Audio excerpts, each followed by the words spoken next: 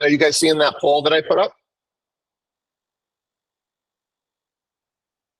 You might have to go to activities.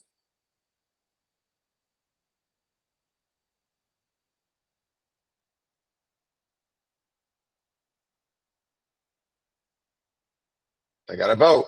All right. I got a vote. It is live. Corey, you joined after I launched the poll. I'm just curious, can you still see it?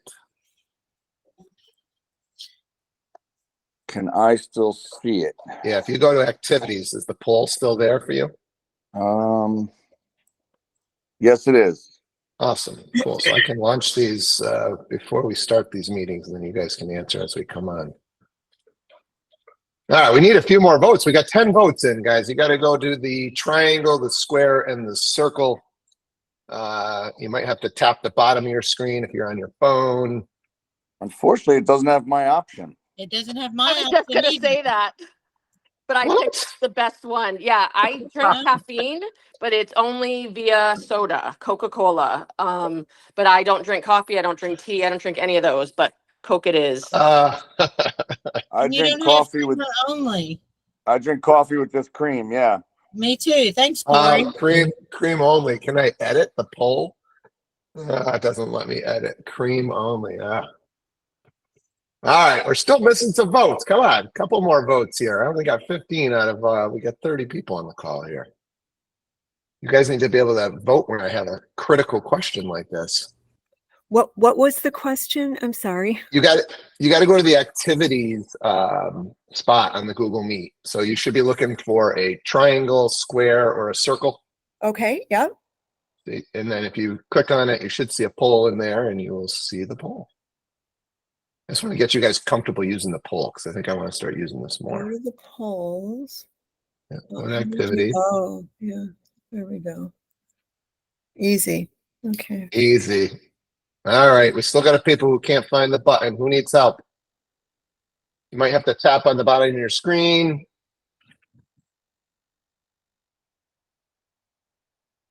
Maybe we got some people who can't vote in a position not to vote. We're 20 out of the 30, but clear went. I'm surprised. Number one was cream and sugar, and then with 7 votes, and number 2 was black with 6.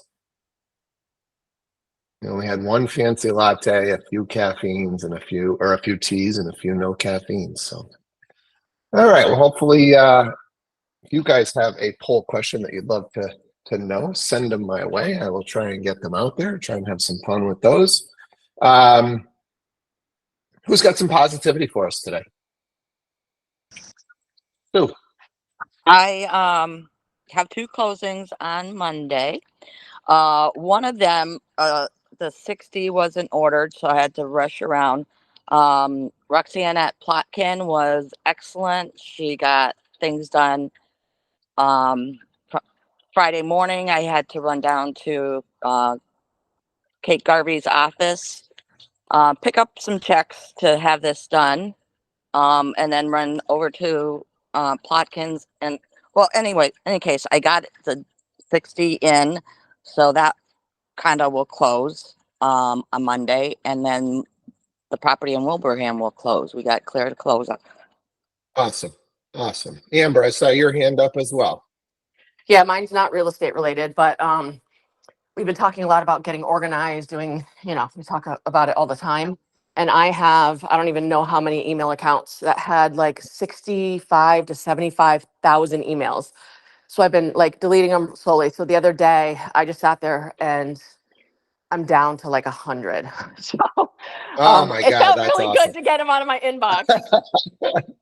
I think a lot of people on this call would love to get their inbox down to 100. So that is awesome. I will tell you, just doing a lot of being religious about hitting unsubscribe so that stuff never hits your inbox again on the stuff. You can even just do a search for unsubscribe.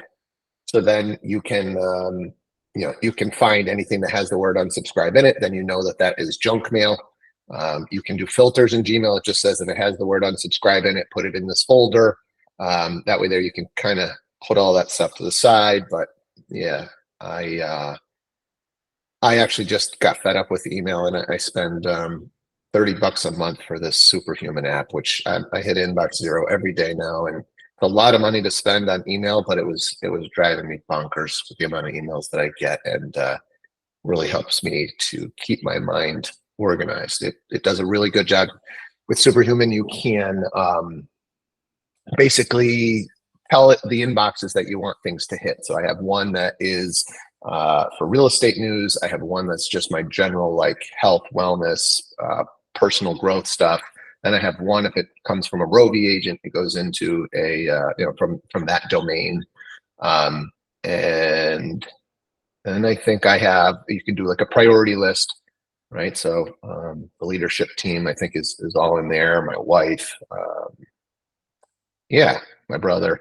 So yeah, it's kind of neat. So if you really want to get on top of your emails and don't mind spending a couple of bucks, the Superhuman app is pretty cool. Gmail can do most of that with some filtering and stuff. It just wasn't quite as nice and clean. And then I get a nice, beautiful picture when I hit it. It just brings me joy. So, all right, too much on emails. Today, message I had for you was around a quote that I read, that there are two big mistakes in life: worrying about what other people think about you, and believing that other people think about you in the first place. So there is actually a lot of experimentation around this. Original psychologist that kind of worked on this and developed the theory of the spotlight effect. Last name was Ilovich, it looks like. So he did some pretty cool experiments where he put people in weird positions and then asked them to kind of comment on what they thought other people had seen. So one of the examples that they gave was he had people put on an embarrassing t-shirt and walk into a room full of people and have conversation. And, when asked how many people do you think, noticed the t-shirt, they're like, Jesus, I mean, everybody noticed the t-shirt, right? And it was like 25% of the people actually noticed the t-shirt. Another one that they did was group discussions. So they were asked to basically take part in these group discussions and then estimate how much the other group members noticed their contributions, right? And again, very, very little about, hey, what did that person, how much did they bring to the table, et cetera. And then they did some stuff on the positive side too, that when you do something really, really good, or at least to you, it's really, really good, and then you don't get all the compliments or praise that you thought you were going to get, and you're like, what the heck? It's the same thing. It's not that it wasn't really good. It's just people are busy with themselves. So I thought the data was way more skewed than I had ever thought. Like 25% of people basically on most of this stuff are actually going to pick up on the cue. I think if any of you guys have ever seen the monkey, raise your hand if you've seen the monkey video. There's like a bunch of people in a room and the monkey. Steve's seen it. Yeah. I will find that video and I'll make sure I post it and send it out. It's pretty funny.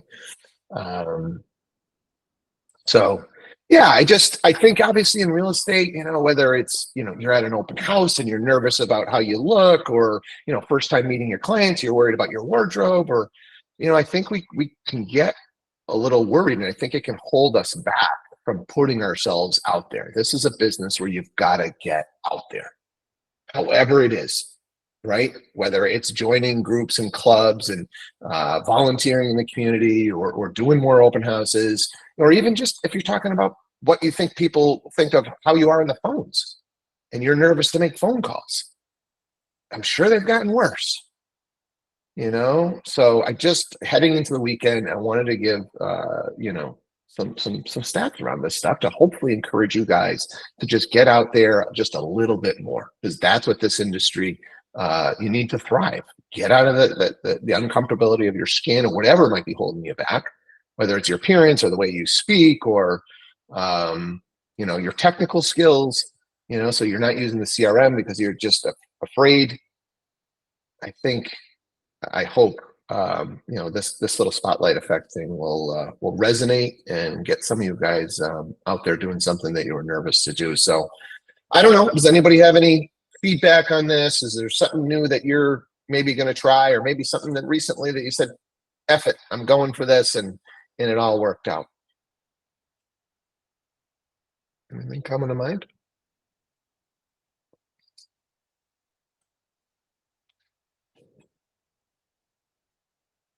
Steve.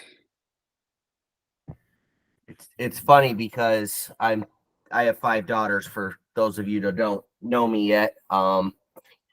And when you're in school, grade school, whatever, and you have a presentation in front of the entire class, and you're just so nervous for when you're up there. And for some reason, at a young age, I just sat there and realized I don't care who's up there speaking right now, because I'm so worried about my turn. And everyone's nervous, and I'm like, nobody's going to care when I'm up there talking, because they're nervous about their turn, or they're relieved they're done. And then it just like got the nerves away, and I nailed it. And I'm trying to do the same thing with my kids. And it's like, nobody really cares about you missed this, or they don't know they don't know your topic. They don't know that you forgot something. And you just got to, like you said, nobody's really focusing on you like you think they are. And when you can get over that and recognize that, you just become more confident, and you can relax more, because when you're nervous, that's when you stumble. When you're confident, you tend to slay it. Yeah, I love it. It was actually a bullet point that I had written down that I missed, about the spotlight effect, which is just everybody's worried about themselves, just like you're worried about yourself. So there's not even time for them to notice what, so it's a great point. And you brought me back to grade school there. I can remember being nervous about giving something, and you're not even paying attention to what everybody else is saying. So great share, Steve. Anybody else? All right. Well, let's switch it over to some real estate. Who's got something weird going on a deal, or something that they learned that they want to share? Taylor. You know what? There's nothing better running this call than to ask a question and get an immediate hand. Let me tell you, the silence is just a killer. Steve, you came right out with a share on my topic, and Taylor and Amber, hands are up. I love it. And Sue, you saved me with the positive vibes right at the beginning, so I love it. Go ahead, Taylor. I just had a question as far as like listings go. I know it depends on a few different factors, but in general, how long do people have listings up before they consider a price drop? And then if you do, what's the typical, like 10,000? Yep, this is a great question. Unfortunately, you know what the answer is? It varies. It property depends. to property. It depends. Yeah. But here's some of the variables, right? I think the first thing you got to know is, what's the timeline, right? If and I can't push this training enough, Sharon's pricing progression training. I just right? watched that like 2 nights ago. Yeah, it the is. whole thing. It's the best training that I've seen around, having conversations with sellers, and it's really trying to understand what's their timeline. Because if your timeline is, I don't need to sell this for 6 months, then we don't need event pricing, which is, let's put this thing on below market value and blow it out, right? So sometimes you might sit at a number for a couple of months, because that's not what they're trying to do, is move this property quick. Hey, we're at aspirational pricing is what he calls it. Like, we're willing to wait a little bit. We know this is needle in a haystack number, right? They also have got to understand in that scenario that racking up days on market might not be the best strategy, right? So I know that you don't care about the timeline, but maybe then we need to just wait until you get closer to your timeline.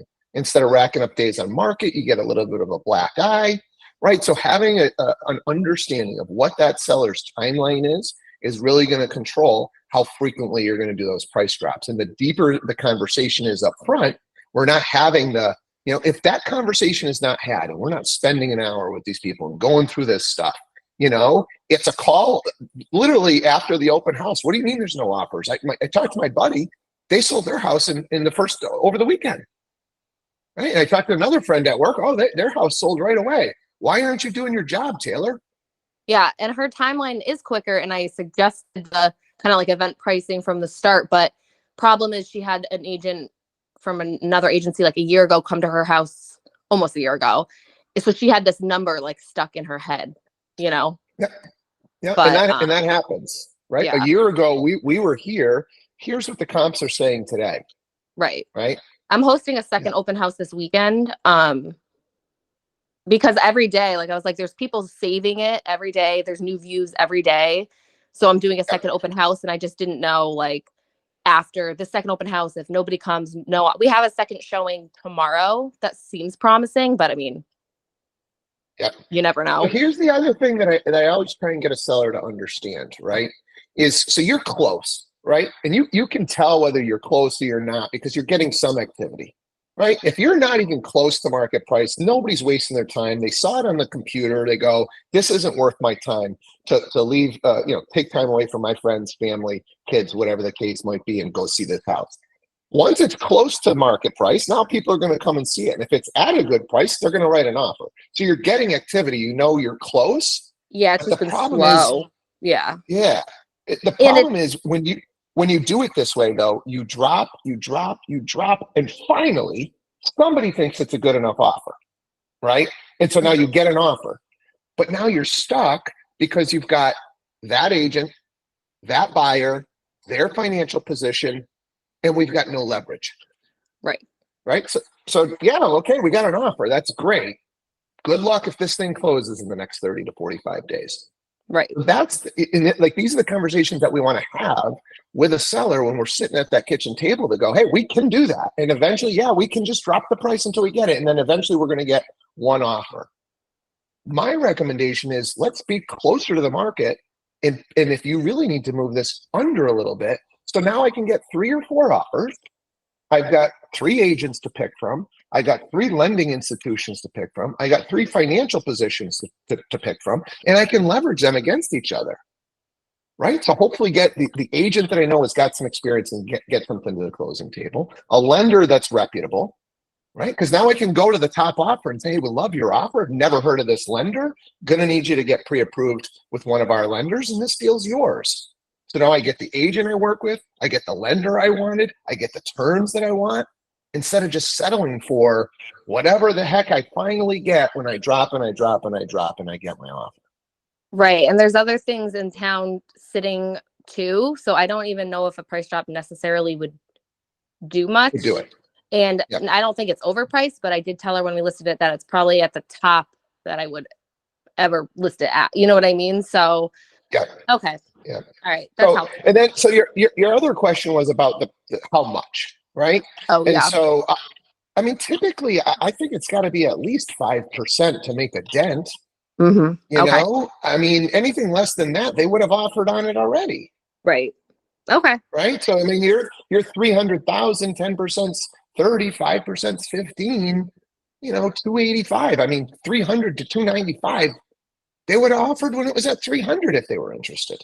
Yeah. So in my opinion, I think at least a 5%, there is something to be said for if you do on a 300, if you do 1,000, it does get the MLS listing alerts out in front of buyers again, right? Hey, price drop. And now the emails just hit the inboxes. So it does heighten the awareness by just doing something. So I'm not saying there's no use in just at least getting something, but typically 5% is going to move the needle. Does that happen So- on like Zillow and stuff too? If you adjust it, will it like show up like refreshed in buyers feeds? Like at the top? Or? I'm not positive. Anybody know? I'm assuming if you have your listing alert set up on Zillow, it does the same thing. Price drop. Yeah, I get the emails constantly. It's really annoying. Like, oh, Yeah. let's put took a price drop on Zillow. Check it Yeah. out. Yeah. Okay. All right. Thanks, everybody. Yeah. Did anybody else have any comments for? I know Amber and Keely, I see your hands up. I'm assuming you have your own topics. Anybody else have any feedback on Taylor's situation?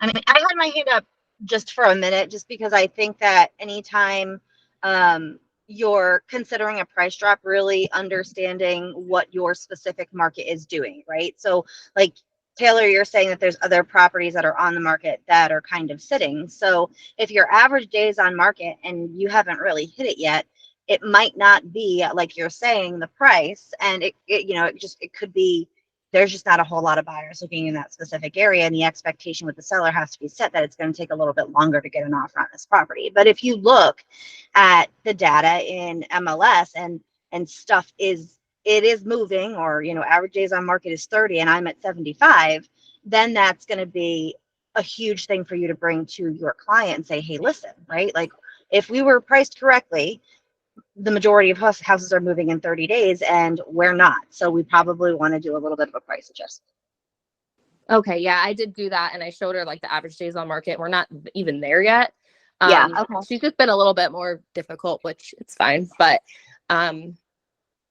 yeah. And then, Yeah. and just remember, the key thing I think that KB said there though was average days on market for your price point, right? Right. We could have average days on market for, if the average price in a town is 400,000 and average days on market around 400,000 is 30 days, but you have a $800,000 listing.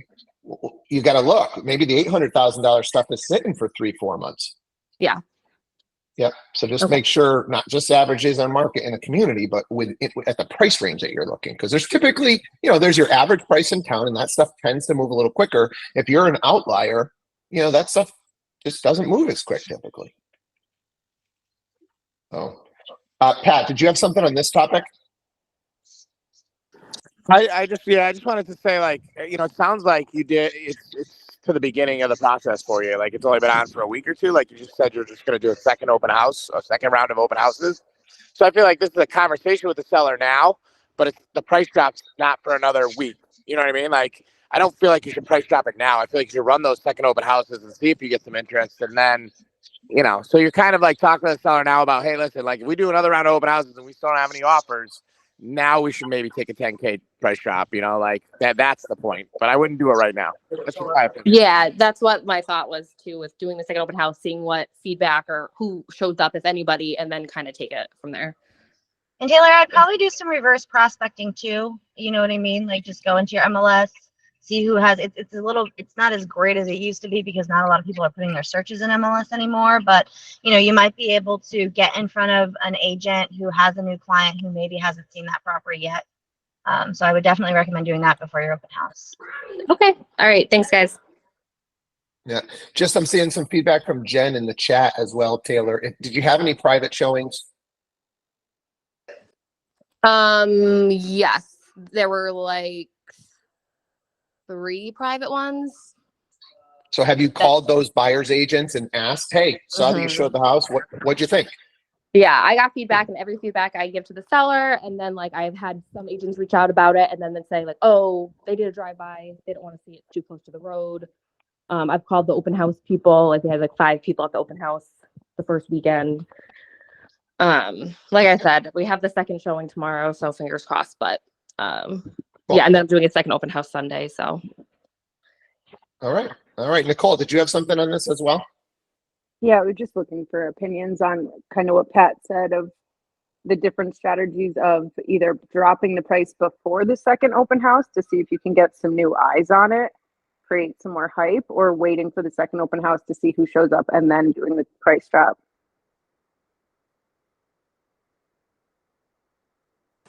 What is the price at? Out of curiosity.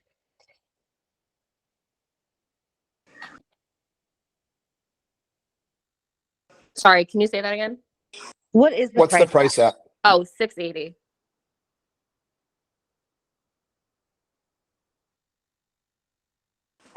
Yeah, I was just curious to see if it was at a whole number. Okay. Yeah. The reason I was asking that question is because if you weren't at a whole number, I was going to say it wouldn't be a bad idea to bring it down to a whole number, right? So that you have more eyes on it, because you'll get more people looking. Most people don't, set their searches to like, I don't know, 675, right? They'll pick a whole number, but you are at a whole number. So I would say, Yeah, when you're in those bigger ranges, somebody that's looking in that range they're probably looking like 500 to 750. It tends to be a bigger range. Lower price point people, they might be looking 200 to 250, 250 to 300, maybe 275 to 350. But like, so those blocks, so is the likelihood that somebody's looking up to 650, let's say, like that's the number in my mind that I'm thinking. 10%, and that's 5%. I think 650 is definitely got to be your next number if you're going to move there. What else do we have in the chat here? Yeah, and then Megan was just saying sometimes just calling some other agents that sell a lot in that town, and just going, hey, have you seen my listing? Just curious, would love to get your feedback on it. See if they are saying it's just a price thing. But to go back to Nicole, I just, with a second showing and an open house coming, I think this is too early to price drop again. When we're getting a second showing, we're darn close.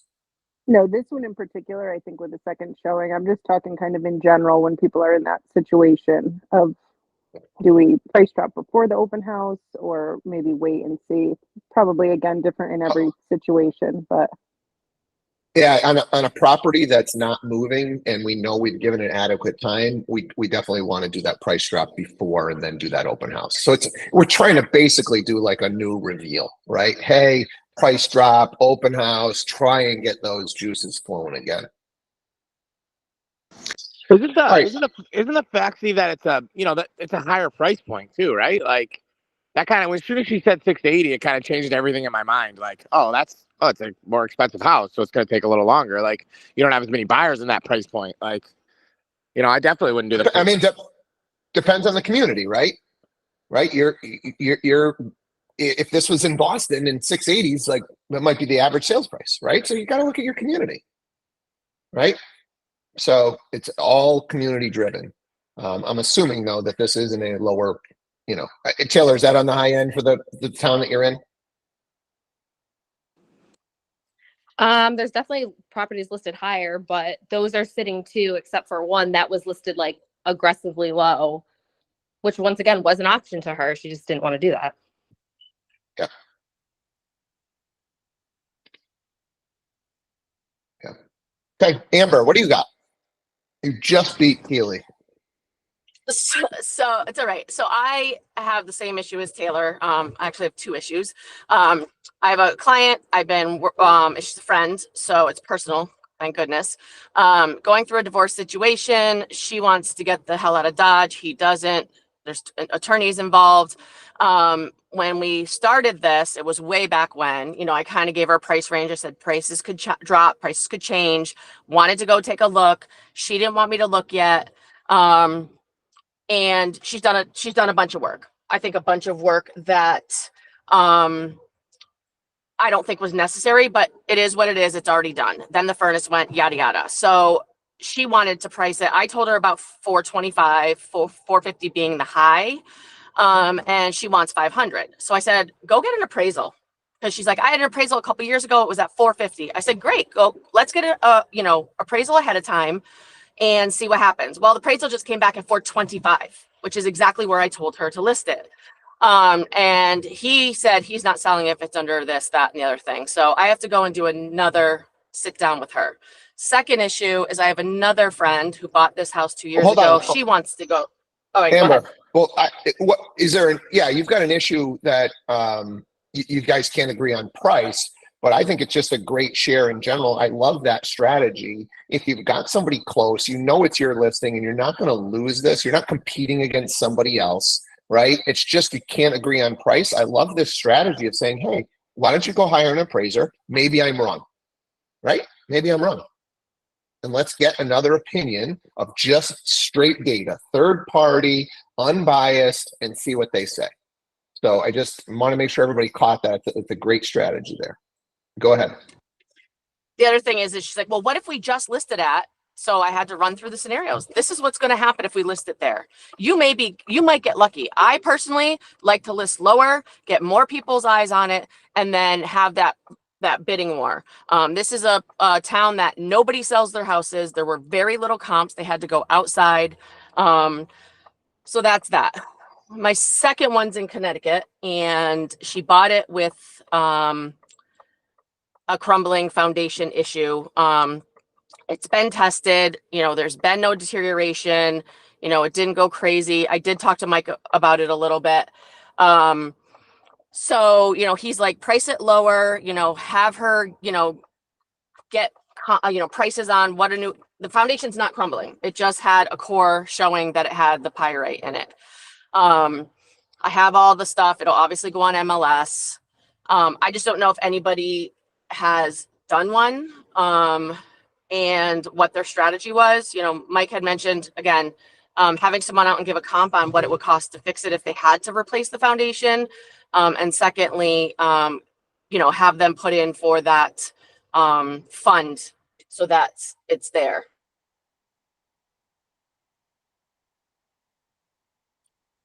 Anybody want to speak to this? Yeah, Amber, I personally believe when you've got these situations, we need a definitive answer on, is this going to be, if it's high enough where this could potentially be an issue, you're going to take a hit on that price. My guess is, I think I've heard like 10 to 20%. If you're looking for somebody to take the risk that this could potentially be a crumbling foundation issue down the road. So if it's, hey, yes, it's got it, but it's at a level that we now know we are never going to have an issue with this moving forward, then I don't really think you should have an issue, and you should be able to get what you need to get. I just don't know how far that testing went. So I don't know if you can speak to that. Like, is it, because there's all levels of testing. Right. So the Trinity College did a visual inspection and then did 2 core samples from 2 different walls. It said that it was present, but not deteriorating. And there's no comment from them on future, what they believe, what the future risks are. No, basically what it says is it's present. At this point, there's no deterioration. Some of these houses deteriorate and some don't. And obviously keeping water away from the foundation, things like that are key. But there was no indication as to what the future holds, of course. Okay. Nicole, you had your hand up? Yeah, I was going to kind of say what Amber just said. Unfortunately, if it's in there, even if it's not deteriorating, if water ever hits it in the future, you can't really say whether it's going to happen or not, because there's so many other variables. If water randomly hits it, that's when it would start deteriorating. So if something so it could be a happens where there's combination of how much water and how high the levels are. correct, yeah. Yeah, I definitely don't think you're getting market value for that property, given that information. So, and I think you were right, like what Mike is saying, of have her put in for the fund. Corey, did you have something on that or something different? Yeah, no, on that. Does anyone know where the stance is on Massachusetts with the crumbling foundation with the pyrite? I was told they're not doing remediation or help. Is that correct? Does anybody know? I inquired with an agent who in Massachusetts who told me that there is a bill that's going through either the Senate or the House, but I don't know if it's passed or anything like that. All right, thanks. All right, Keely, bring it home. All right, so I have a listing in Wales, Mass, and my seller just told me that they are in a chapter 61B, and I didn't know if anyone, had any experience with that. I kind of ChatGPT'd it. I'm going to call the town today, but it kind of took me by surprise. So it's just to reduce your annual taxes. Apparently, it's. I didn't know if anybody could talk about that. And if you got to get off the call, that's fine. Somebody could call me or whatever. I could put it in the round table too. I'm happy to stay on. We have a couple of hands up. Go ahead, Amber. It's basically just that you have, I think every town's different, but I know in Belchtown it was 5 or more acres that are considered agricultural, and it's to be used agricultural, so you can't build on it. My land was in 61B. My neighbor and I bought it together. We had our own acreage, and then we added acreage to make it, but it wasn't the 5 acres. And because it became an estate lot, once we split it, it came out of the 61B. All that means is taxes are higher. 61B isn't a bad thing. It's just if you are planning on building on it or doing anything other than agricultural, then it's not the land for you. But if you aren't planning on building, then the tax rate is much lower. Okay. All right. So is there anything I should put about that in the listing information, or no? Or wait until we have offers? I would definitely put that the land is in chapter 61B. Maybe get an excerpt from the town website, exactly what it is, because people might think like bankruptcy, you know, people think all kinds of things. Yeah. But yeah, I would take that excerpt and maybe put it into a doc in MLS so that explains it. A realtor should know, but that doesn't mean anything. Okay. All right. Thank you. Lauren, did you have your hand up on this? Did, but Amber did a really good job with shorthand answer that pretty much covers it. Is there any downside, Amber? I don't see any downside to it outside of if it no longer qualifies, you're going to pay higher taxes. Correct? Yeah. So if it no longer qualifies, you have to take it out of 61B before you can do. If you wanted to say now you can put those granny pods in the back. No, you can't, not in 61B. Yep. But if you wanted to do that, you would have to take it out of 61B. And then you could do what you want with the land. You know, anything farming, agricultural, horses, animals, things like that, you're good. If you want to use it,